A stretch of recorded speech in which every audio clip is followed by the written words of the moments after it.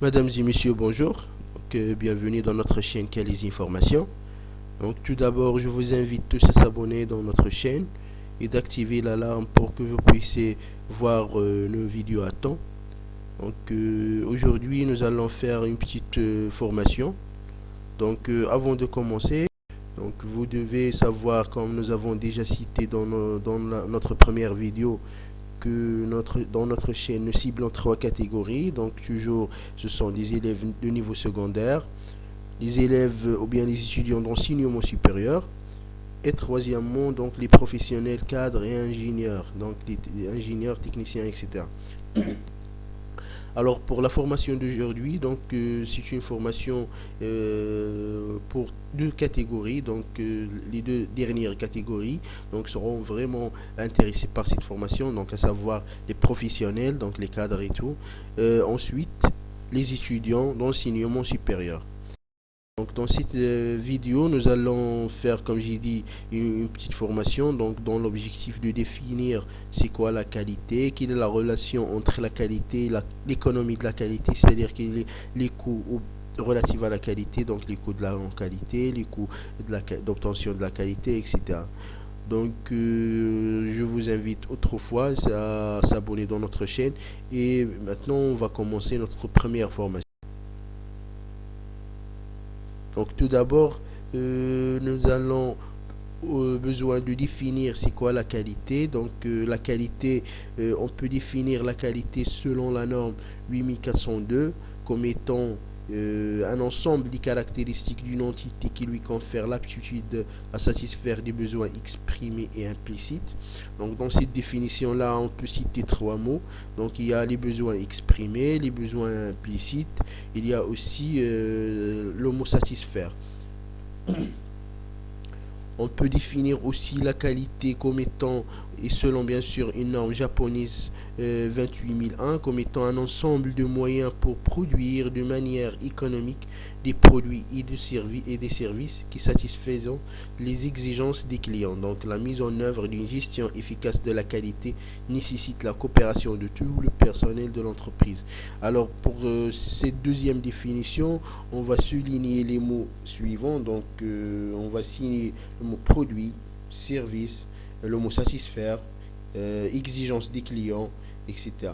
Il faut juste citer aussi que dans cette définition, c'est une définition un peu généralisée par rapport à la première définition, parce que il a ajouté comme quoi que la gestion efficace de la qualité, il nécessite une coopération de tout le personnel de l'entreprise. C'est-à-dire, il ne faut pas dire que la qualité, il y a seulement un responsable qualité, il y a seulement une équipe qualité qui doit gérer la qualité. Pourtant, tout le personnel de l'entreprise, il doit s'engager à satisfaire la qualité. Donc, revenons maintenant au mot qu'on a déjà cité. Donc, il y a besoin client. Donc, pour les besoins clients, on peut définir deux types de besoins des clients. Donc, il y a premièrement les besoins clients exprimés, c'est-à-dire que ce sont des besoins qui sont identifiés par le client, c'est-à-dire lorsqu'on prend par exemple un produit, donc il y a la possibilité au un client définir la dimension qu'il veut, il peut aussi définir quelle est la couleur qu'il veut, etc. Ça, ce sont des besoins exprimés et identifiés. Ensuite, il y a des besoins clients non exprimés. Donc, par exemple, il y a des besoins des clients où le client n'arrive pas, par exemple, à l'exprimer, ou bien ou il y a la possibilité que il juge nécessite de préciser tant il lui paraît évident, parce que ce sont des besoins évidents, etc. Donc, par exemple, lorsqu'on prend n'importe quel produit, on prend par exemple un produit du papier blanc, etc. Donc, le client, il n'est pas censé de dire au producteur que j'ai besoin d'un papier blanc, etc. Donc, ce sont des besoins qui ont évidents, des besoins qui ont automatiquement non exprimés et des besoins qui sont, on les appelle des besoins implicites. Donc, on peut généraliser ces dernières définitions dans le schéma suivant. Donc, nous avons ici les besoins donc, qui ont définis par le client, soit des besoins exprimés qui sont définis par le client, ou soit des besoins qui sont implicites. Et il y a aussi l'offre de producteur ou bien l'offre de la personne qui veut rendre un service, etc. Donc l'intersection entre l'offre de producteur et les clients ou bien les besoins du client, on l'appelle la qualité. Donc la qualité elle se situe dans cette partie-là. Donc on peut dire, mais juste il faut ajouter un point que la difficulté reste toujours c'est de bien ou bien pour le producteur de biens ou de services va être besoin, y compris les attentes non exprimées. C'est-à-dire, la vraie difficulté, c'est pour le producteur, pour définir ou bien pour citer les besoins qui sont et respecter aussi les besoins qui sont non exprimés. Donc, ça vraiment, ça vraiment c'est la difficulté au niveau de ce sens-là.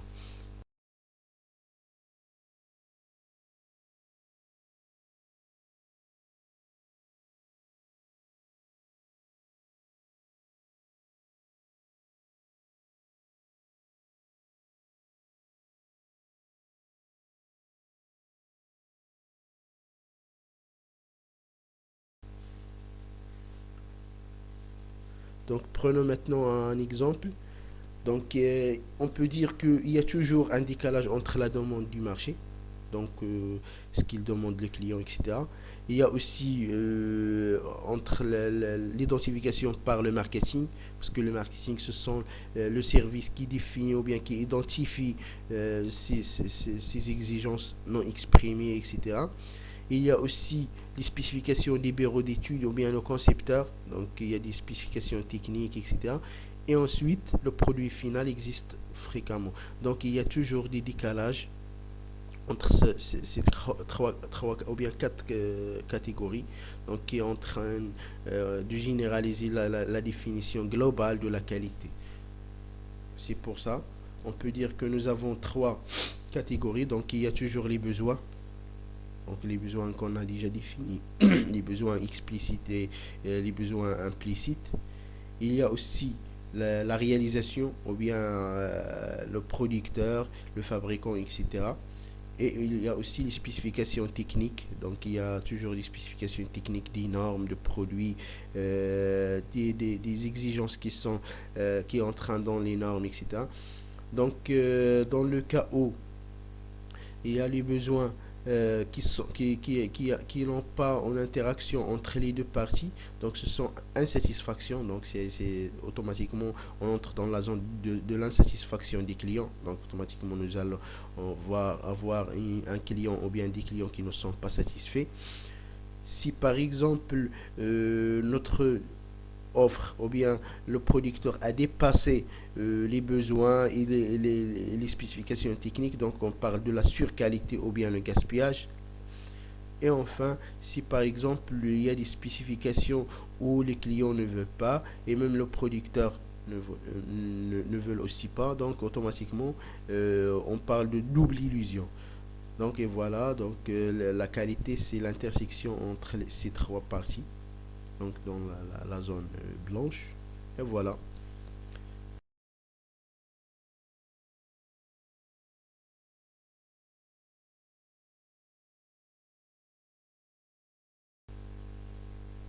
Donc maintenant, on va prendre un exemple pour illustrer tout ça. Donc, supposons qu'un client aimerait un décapsuleur de poche. Donc, c'est un article. Alors, le marketing identifie un besoin en technologie d'ouverture de flacon. Donc, il y a toujours, comme nous avons dit, il y a un décalage entre les deux. Prenons aussi le concepteur ou bien les bureaux d'études qui imagine un outil de multifonction, donc pour le produit ou bien pour concevoir et pour développer le produit. Et enfin, le fabricant, il livre un robot multi-outils. Donc automatiquement, il y a un grand décalage entre les définitions et les besoins des clients, entre ce qu'il est identifié par le marketing et ce que le bureau d'études a développé, et enfin ce que le fabricant ou le producteur livre. Donc revenons à une définition globale de la qualité. Donc la qualité, on peut le définir à partir de tout ça comme étant un ensemble des caractéristiques d'une entité qui lui confère l'aptitude à satisfaire les besoins exprimés et implicites. Donc, il faut entendre par entité ce qui peut être décrit et considéré individuellement comme un produit. Lorsqu'on parle d'une entité, donc automatiquement c'est un produit, c'est un service, un processus, système, une personne, etc. Donc, généralement, on peut dire que la qualité, c'est l'aptitude, ou bien ce sont un ensemble de caractéristiques qui ont l'aptitude à satisfaire les besoins d'un client, donc des besoins soit exprimés ou implicites. Ça, c'est une définition de la norme, toujours de la norme 8402. Mais on peut ajouter quelque chose, on peut dire que cette définition reste incomplète parce qu'il a oublié deux choses.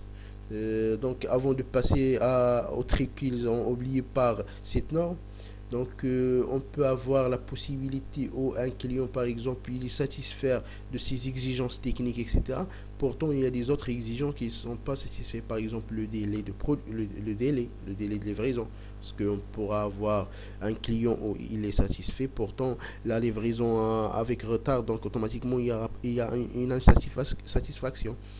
Ensuite les coûts aussi. Donc si par exemple un client veut acheter un produit avec un coût très élevé, donc automatiquement il ne sera pas satisfait. Donc pour clôturer ou bien pour conclure, on peut dire que pour atteindre la vraie qualité, donc on doit avoir trois choses. Premièrement, les caractéristiques du produit ou du service. Deuxièmement, on doit avoir aussi un prix acceptable par l'acheteur. Et enfin, un délai raisonnable, donc pour savoir ou bien pour avoir la satisfaction totale d'un client ou bien d'un demandeur ou bien d'un acheteur. Donc maintenant on doit citer quelques remarques relatives à la qualité. Donc la notion de la qualité, donc il se caractérise par deux choses. Donc premièrement la subjectivité. Donc en effet, donc la qualité est appréciée différemment selon les individus. En fait, on pourra avoir par exemple deux personnes ou bien deux clients, donc chacun il y a une définition spécifique de la qualité qui se diffère de l'autre. Ensuite, sa relativité, parce que l'usage que fait le client du produit détermine sa qualité, c'est-à-dire on peut avoir le même produit, pourtant le client 1 il l'utilise pour quelque chose et le client 2 l'utilise pour une autre utilisation, donc automatiquement la qualité ou bien la définition du besoin pour satisfaire la qualité pour le client 1 il se diffère du client 2, donc dans ce cas-là on dit que la qualité est relative. Et ensuite, ou bien enfin, sa mesurabilité. Donc, en fait, là, il y a des clients qui peuvent définir la qualité comme étant des caractéristiques multidimensionnelles. Donc, lorsqu'on parle, par exemple, d'un volume, d'une dimension, d'un longueur, ou bien d'une longueur, largeur, etc. Donc, ce sont des trucs ou bien des caractéristiques qui sont mesurables, etc.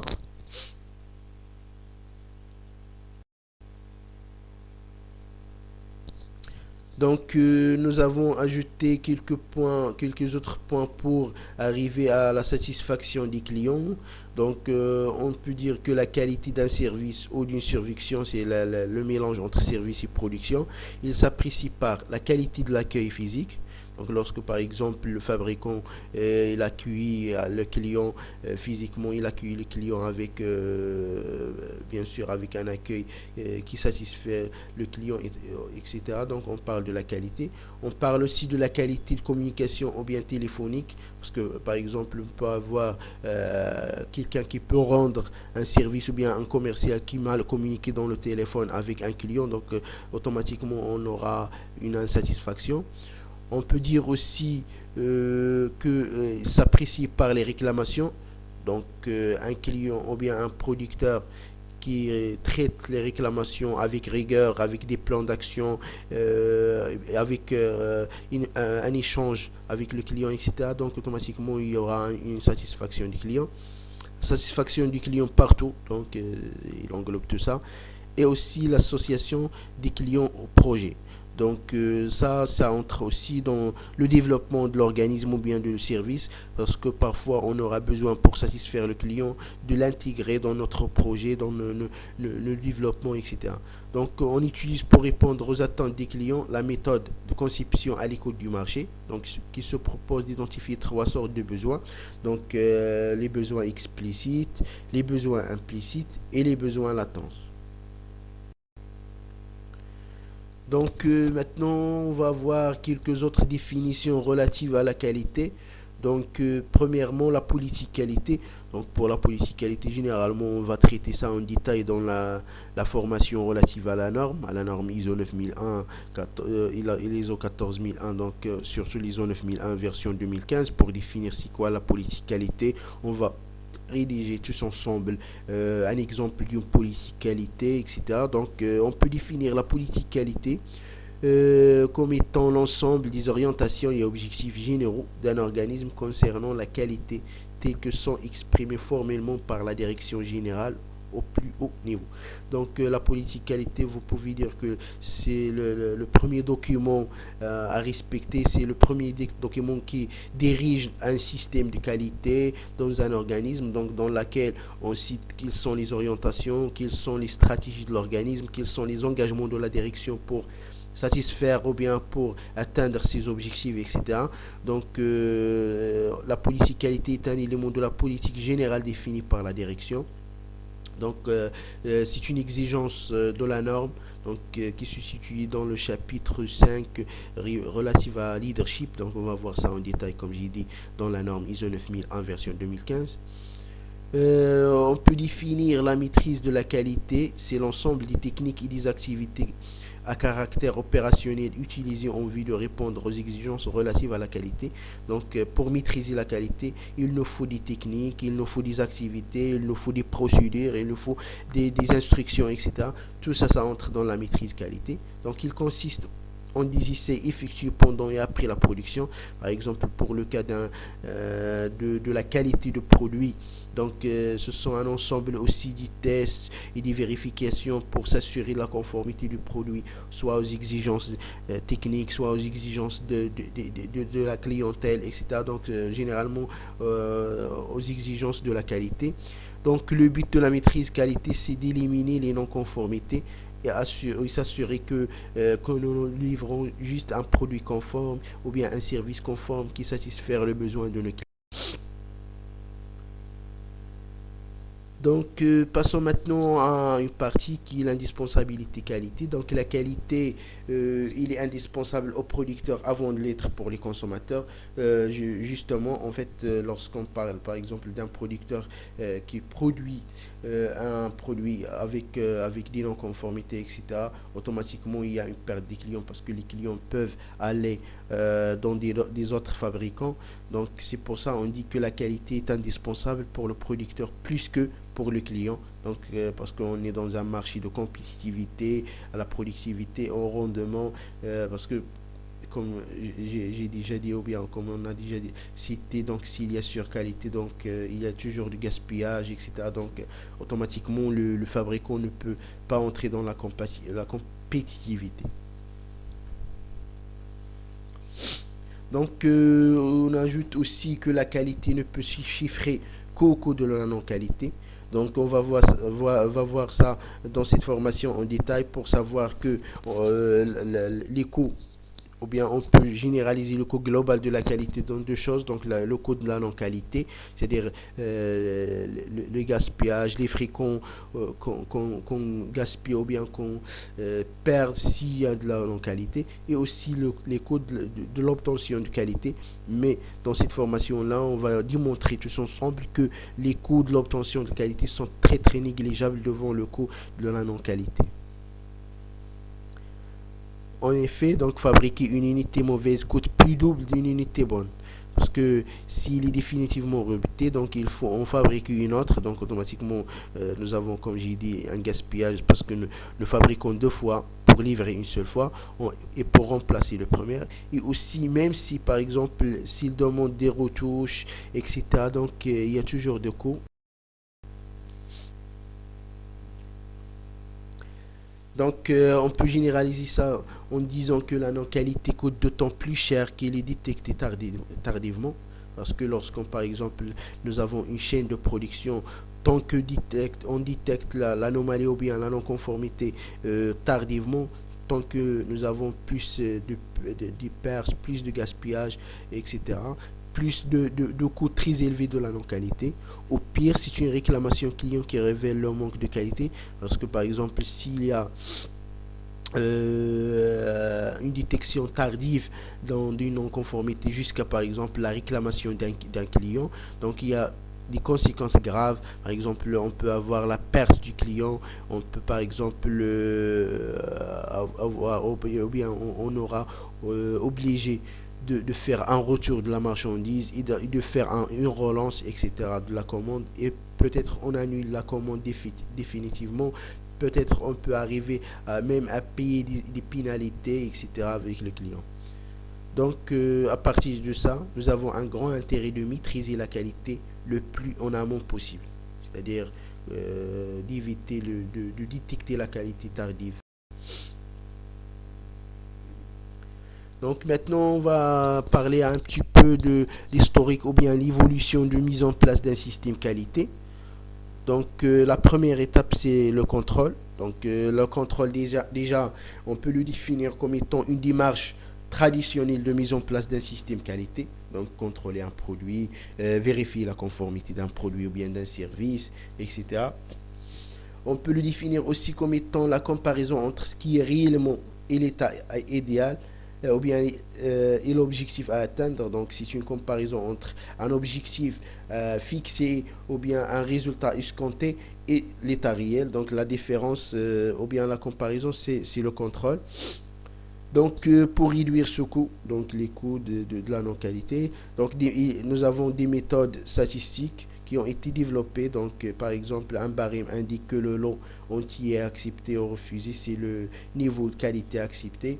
Donc bien sûr, en se basant sur un plan d'échantillonnage, parce que parfois on arrive à réceptionner un lot ou bien une quantité très élevée. Donc le fait que vérifier ou bien contrôler à 100%, c'est pas évident. Même aussi en cours de la production et la production, le produit fini, c'est pas toujours faisable de contrôler à 100% via la quantité, etc. Donc on va se baser sur des plans d'échantillonnage en définissant le niveau de qualité accepté, c'est-à-dire supposons que nous avons une quantité X.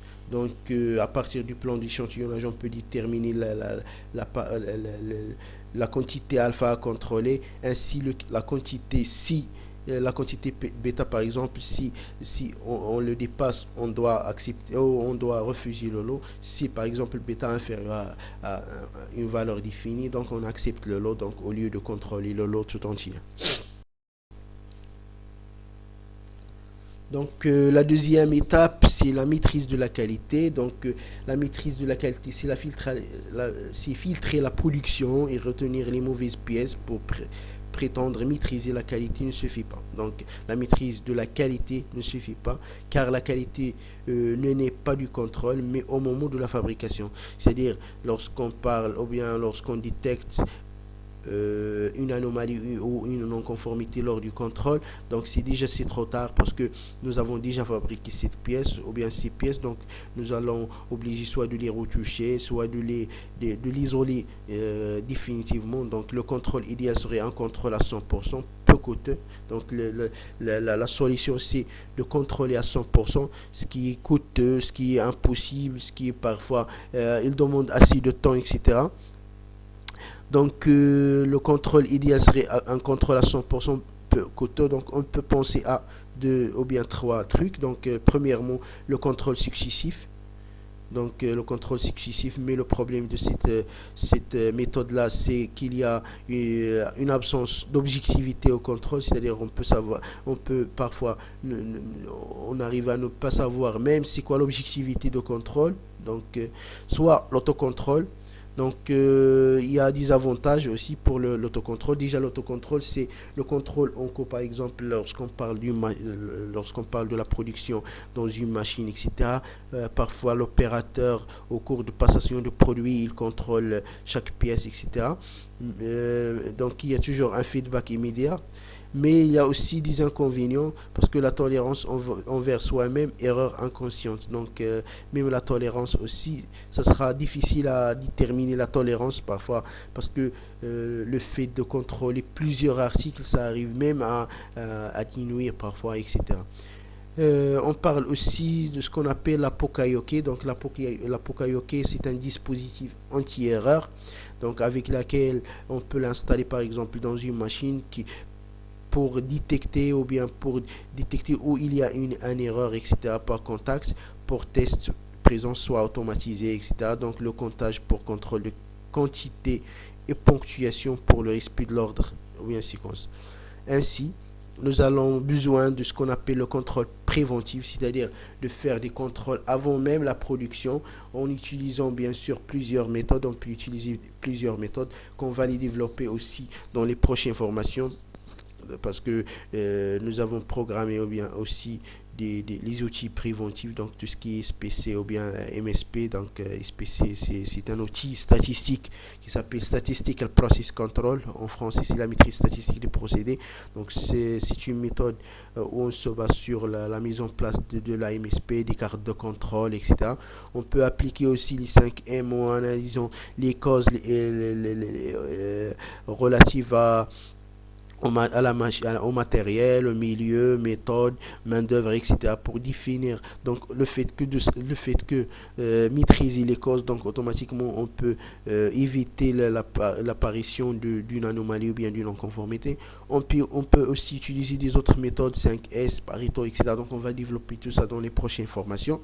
Donc il suffit de nous suivre pour les formations, donc pour toutes les formations et pour terminer notre programme. Donc maintenant parlons au cycle de production conçu pour la détection, donc en cas de détection. Donc nous avons la première étape, c'est la production. Ensuite, après la production, il y a toujours une inspection. Donc c'est le contrôle à 100%, inspecter ou bien rechercher les produits non conformes afin de l'isoler. Et ensuite, on emballe le produit fini conforme. Mais il faut qu'on sache que dans chaque activité où il y a une valeur ajoutée de la production, par exemple, lorsqu'on parle de produits finis qui passent par plusieurs étapes, de semi-fini 1, semi-fini 2, etc. Donc chaque étape de production, même d'un produit semi-fini, il demande une inspection. Et ensuite, donc, on ajoute une étape de retouche lorsqu'on détecte lors de l'inspection des produits non conformes. Donc, automatiquement, soit on les retouche, soit on les rebute. Donc, comme vous voyez, donc, pour le cycle de production conçu pour la détection, donc il y a plusieurs étapes, il est un peu compliqué et on doit rebuter, retoucher, donc il y a toujours le gaspillage. Voilà. Par contre, pour le cycle de production conçu pour la prévention, pour savoir combien on peut gagner, donc nous avons toujours la production et directement l'emballage. Donc on n'aura pas besoin ni d'inspection ni rien parce que le fait de mettre en place des actions préventives et des méthodes préventives élimine toute possibilité d'apparition d'une anomalie ou bien d'un produit non conforme. Donc pour la même capacité, donc voilà les avantages de cette méthode-là. Donc nous avons moins de surface parce que nous n'avons pas besoin d'une surface ou bien d'une zone où on peut isoler ou bien où on peut mettre le produit non conforme pour le traitement, pour l'isolement, etc. Moins d'équipement parce que le fait de retoucher demande des équipements, demande de manutention, des équipements de manutention, demande parfois même des autres matériels, le contrôle de laboratoire, etc. moins de personnel parce que le fait de retoucher aussi des produits ou bien d'isoler des produits demande de personnel qui gère tout ça. Moins de stock parce que on n'aura pas besoin de stock de produits lors du traitement parce que parfois il y a des produits qui attendent le traitement, donc nous devons les stocker, nous devons aussi stocker les produits non conformes avant les rebuter, etc. Moins de matières premières, parce que comme j'ai dit, donc le fait de retoucher un produit, parfois il demande d'ajouter une matière ou bien de changer une matière première ou parfois même un produit semi-fini. Et moins de délai parce que ce sont des tâches qui génèrent un retard au client, etc.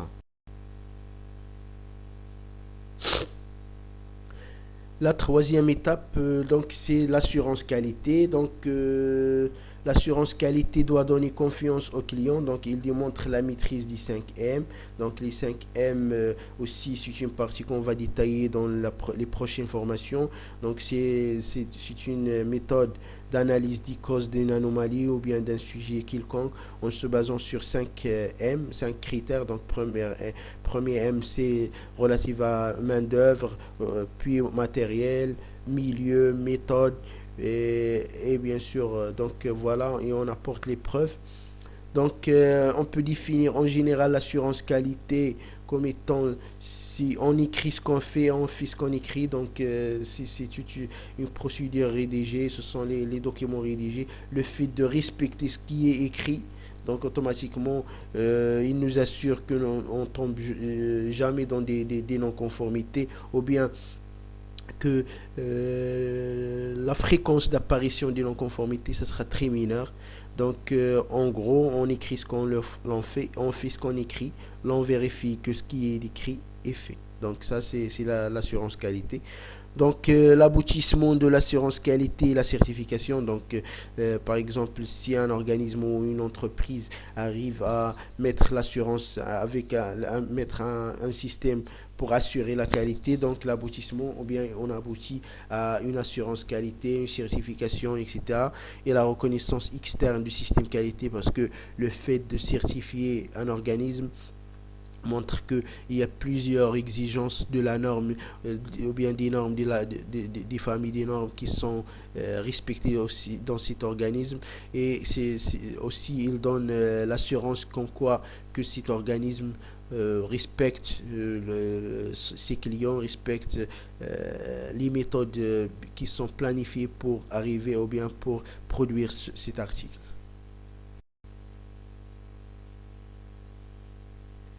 La quatrième étape, c'est ce qu'on appelle la gestion de la qualité ou bien la qualité globale. Donc, c'est l'ensemble, on peut englober toutes les étapes précédentes. Donc, la gestion de la qualité, on introduit la dimension économique, c'est-à-dire en ajoutant la partie gestion des coûts, minimisation des coûts, etc. Donc, pour avoir ou bien pour arriver à la gestion totale de la qualité, donc on y gère les coûts de la non-qualité, on optimise aussi ces coûts, on élimine le gaspillage, etc. Donc, c'est l'ajout des objectifs financiers aux autres objectifs qui sont relatifs à l'assurance qualité, à la détection, la prévention, etc.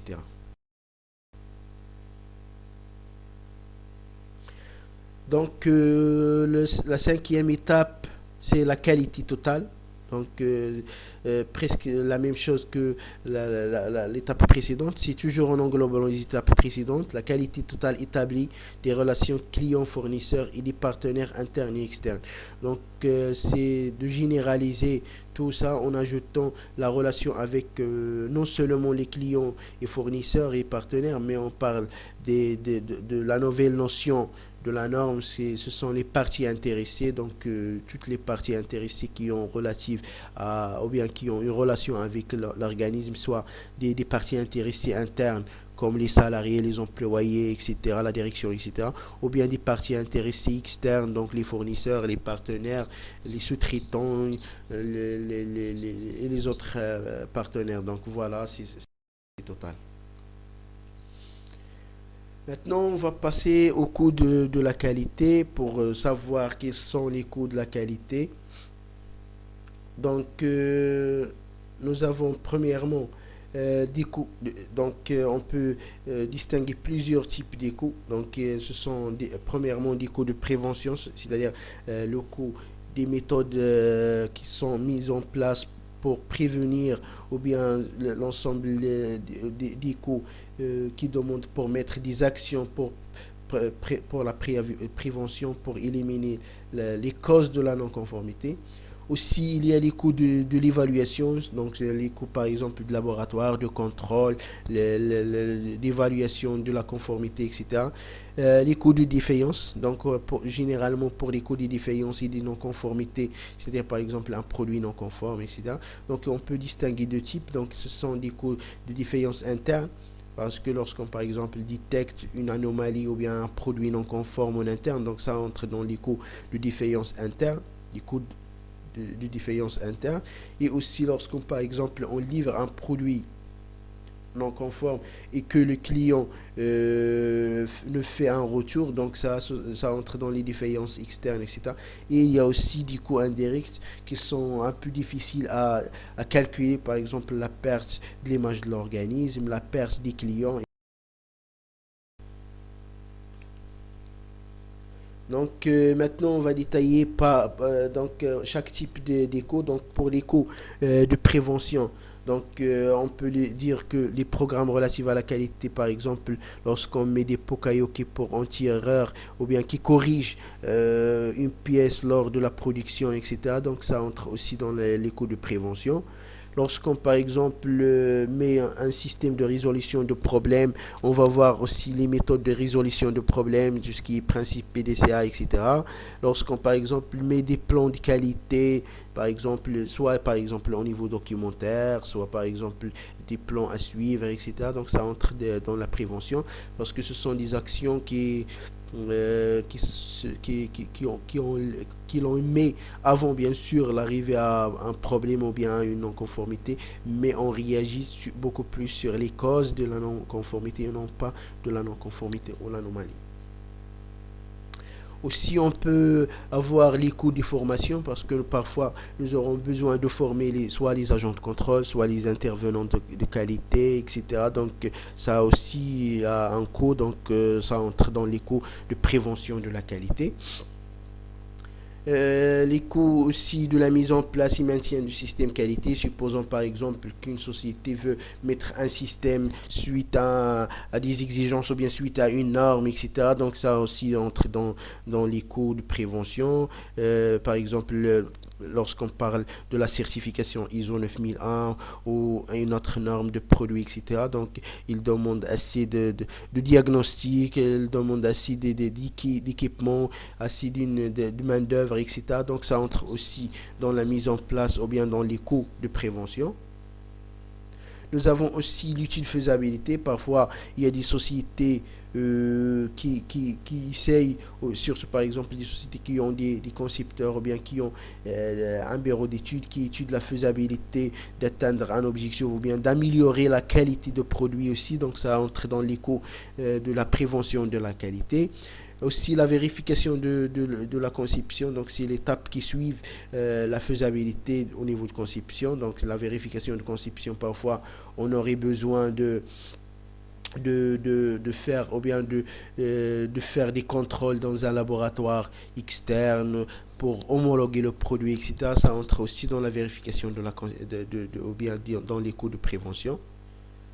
La maintenance préventive aussi, parce que parfois il y a la possibilité pour améliorer notre qualité de produit, on aura besoin de faire de la maintenance préventive et vérifier nos machines, par exemple pour s'assurer qu'il n'y aura pas de déréglage, il n'y aura pas par exemple d'un problème de la machine qui va influencer sur la qualité.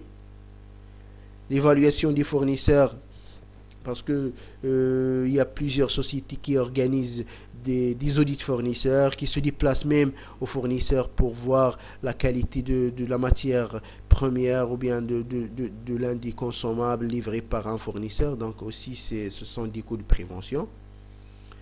Il y a aussi l'évaluation des équipements, surtout par exemple lorsqu'on parle de ce qu'on appelle l'étalonnage des instruments de mesure, l'étalonnage des équipements, des thermos, etc. Donc ça entre aussi dans les coûts de prévention. l'étude de garantie parce que par exemple on veut livrer un produit à un client avec une garantie de 2 ans ou bien 3 ans, etc. Donc on doit étudier la vraie garantie ou bien la faisabilité aussi que ce produit respecte la garantie. Ça entre aussi dans les coûts de prévention. Et aussi l'étude de fiabilité aussi de produit. Est-ce que le produit est fiable? Est-ce que le produit il va durer, etc. Ça va prévention. Passons maintenant aux coûts d'évaluation. Donc, les coûts d'évaluation de la vérification aussi de la qualité à un coût. Donc, premièrement, les tests. Donc, pour les tests, nous avons deux types. Donc, des tests destructifs ou par exemple lorsqu'on prend des échantillons et on réalise des tests, par exemple lorsqu'on on prend n'importe quel exemple, par exemple un test de traction jusqu'à destruction de produits, donc c'est destructif. Et aussi il y a des tests qui sont destructifs, par exemple la mesure de dimension, etc. Donc on peut garder même la pièce ou bien l'échantillon de test, donc ça entre aussi dans les coûts d'évaluation. Les coûts d'audit pour vérifier la conformité d'un produit ou bien d'un système. Un produit, par exemple, si on veut auditer un produit conformément aux exigences d'une norme de produit, ou bien lorsqu'on veut auditer un système aussi, donc ça entre dans les coûts d'évaluation. Donc le coût d'évaluation de première pièce, donc parfois lors de la production on doit vérifier et évaluer la première pièce, donc parfois on aura besoin de détruire cette première pièce, donc ce sont aussi des coûts d'évaluation. L'inspection chez le fournisseur aussi, donc ce sont des coûts d'évaluation. C'est par exemple même faire des audits aussi pour les fournisseurs, ça peut entrer aussi dans les coûts d'évaluation. Le contrôle à la réception des matières et des consommables, donc parce que aussi il est coûteux, donc il y a un main d'œuvre et il y a des équipements pour la vérification, le contrôle à la réception, etc. Le contrôle en cours de production, donc la vérification dans les machines en cours de la production, lors de la production, dans la sortie de chaque étape, etc. Donc aussi ce sont des coûts. Et le contrôle final aussi, le contrôle final d'un produit aussi, donc il demande aussi assez d'équipements, assez de main d'œuvre, assez de temps, etc. Ce sont aussi des coûts. L'évaluation après-vente, donc après la livraison, surtout par exemple lorsqu'on a des produits qui demandent un soutien pour l'installer, un soutien pour le suivre après-vente, etc. avec les clients, donc ce sont aussi des coûts d'évaluation. L'amortissement des équipements de mesure et des essais, surtout par exemple lorsqu'on parle d'un laboratoire avec des équipements de mesure, donc il y a toujours amortissement et vieillissement de ces machines et ces instruments. L'étalonnage, donc l'étalonnage des équipements pour la vérification de la conformité des équipements, donc aussi entre dans les coûts d'évaluation. Certification aux normes aussi, donc on prend par exemple les normes ISO, l'HACCP, etc. aussi, donc ce sont des coûts d'évaluation.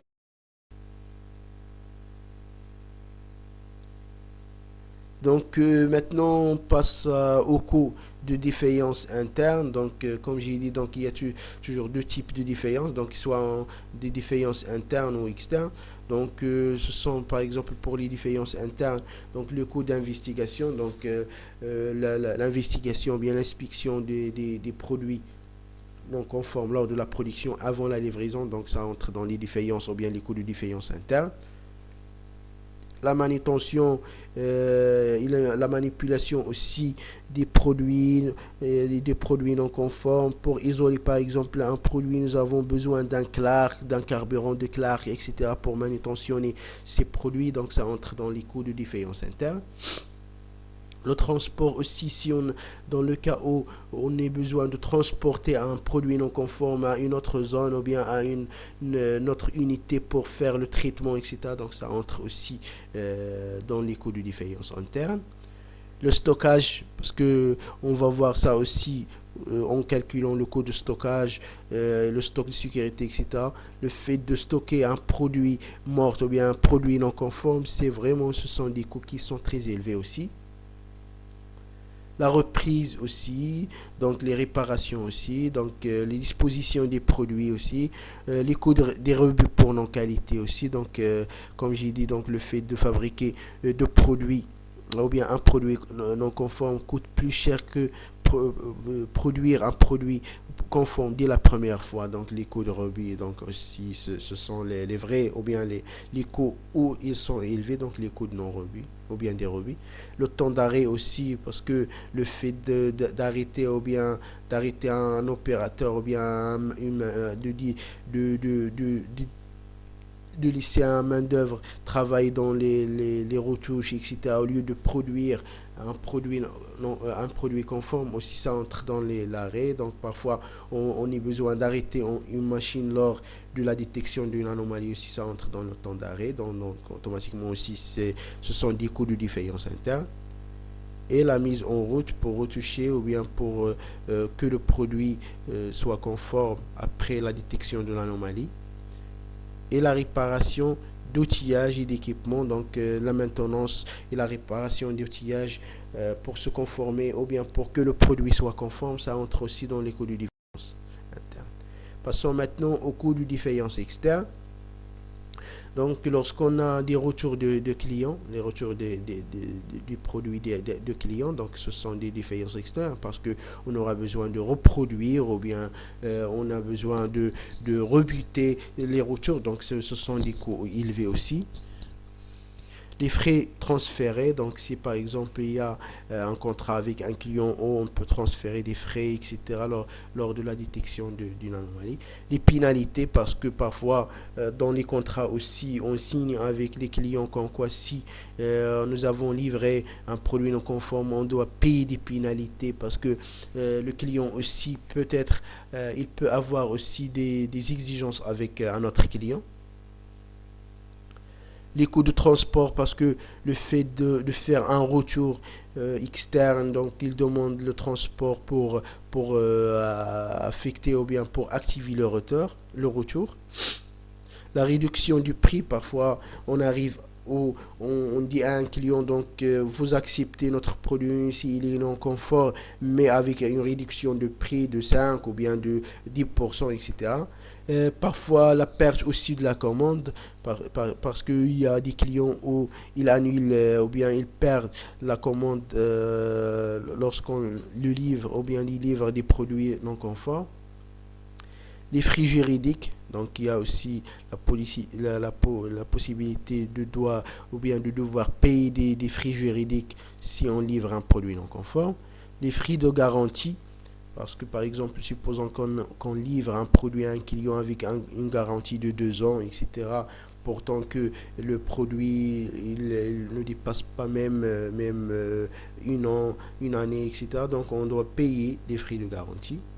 La correction chez le client, parce que parfois le client détecte une anomalie de nos produits et il demande que quelqu'un se déplace pour corriger le produit ou bien pour corriger l'anomalie chez le client sans réaliser ou bien sans effectuer le retour.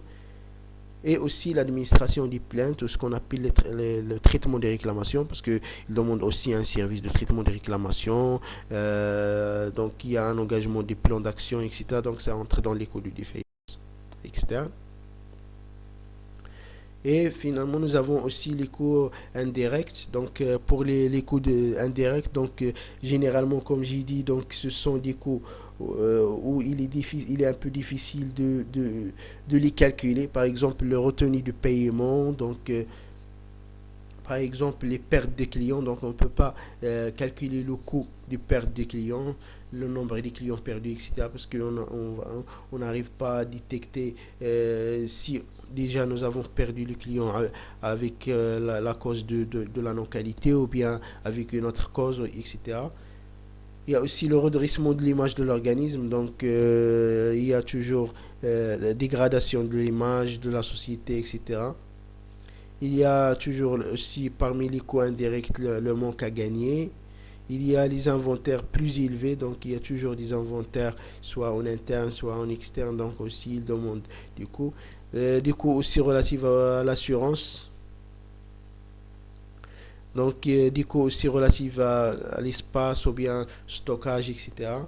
Donc la relation ou bien la liaison avec le client aussi, c'est une perte. Il y a aussi les consultants. Parfois, on aura besoin de consulter ou bien de recruter des consultants pour améliorer nos produits, etc. Donc, ce sont aussi des coûts indirects. Donc, maintenant, on va illustrer avec vous un schéma pour l'évolution du coût de la qualité. Donc, dans les abscisses, nous avons à partir de produits non conformes jusqu'à un produit à 100% conforme. Et en ordonnée, nous avons les coûts. Donc, nous avons trois graphes ici. Donc, par exemple, pour donc, comme j'ai dit déjà, donc, il y a pour avoir le coût total de la qualité. Donc, nous avons deux types de coûts. Donc, il y a le coût de la qualité ou bien de l'obtention de la qualité. Il s'appelle le COQ, donc le coût d'obtention de la qualité. Et il y a aussi CNQ ou bien le coût de la non-qualité, ou bien les défaillances, etc. D'accord. Donc, prenons par exemple le coût d'obtention de la qualité. Tant que le produit il est conforme, donc tant que le coût il est élevé. D'accord. Donc, lorsqu'on, par exemple, et c'est normal, pour obtenir une qualité de produit, donc on aura besoin d'investir pour obtenir de la qualité. Donc, le coût, automatiquement, il augmente. Par contre, pour le coût de la non-qualité, tant que le produit il est conforme, donc automatiquement le coût de la non-qualité il diminue. Et c'est normal lorsqu'on a un produit non conforme, et lorsqu'on livre par exemple que les produits conformes, donc automatiquement nous n'avons pas un coût de la non-qualité. Et ensuite, le graphe ou bien le schéma de coût total de la qualité, c'est la somme des deux. Donc, pour nous donner cette fonction-là. Et voilà. Donc, déjà, nous avons cité ici le chiffre d'affaires. Voilà, c'est 1 150 000 euros. Donc, les coûts directs résultant de la non-qualité, voilà, ce sont la somme de 80 500 et 29 000. Donc, ça donne 131 200. Donc, divisé par le chiffre d'affaires de la société. Donc, il donne, donc nous avons perdu 11% du chiffre d'affaires à cause du résultat de non-qualité. Donc, vous voyez, c'est un coût très élevé. Donc, c'est un pourcentage très élevé par rapport au chiffre d'affaires. Et aussi, on va comparer le coût de la fonction qualité, c'est-à-dire l'obtention de qualité, par rapport au coût des anomalies. Donc, il ne représente que 0,2, donc 0,2%, donc c'est rien. Donc, on peut, comme j'ai dit donc, au début de la formation, on peut toujours négliger les coûts des anomalies par rapport au coût, ou bien le coût de l'obtention de la qualité par rapport au coût des anomalies. Ainsi, donc, chaque organisme, il doit essayer de mettre des systèmes, etc., pour satisfaire ou bien pour avoir ou bien pour obtenir la qualité. Donc, ça, c'est la première formation dans notre chaîne. Donc, c'est une formation dans laquelle nous avons essayé de définir c'est quoi la qualité, quels sont les coûts de la qualité, les coûts de la non-qualité, etc., pour savoir qu'il y a vraiment des coûts que les sociétés perdent à cause de la non-qualité, etc. Donc, merci pour cette formation-là, et merci aussi pour les abonnés. Et je vous invite tous à s'abonner dans notre chaîne et de nous suivre, parce qu'il y aura des autres formations, soit par moi-même ou bien avec des autres intervenants et des autres acteurs dans des domaines différents.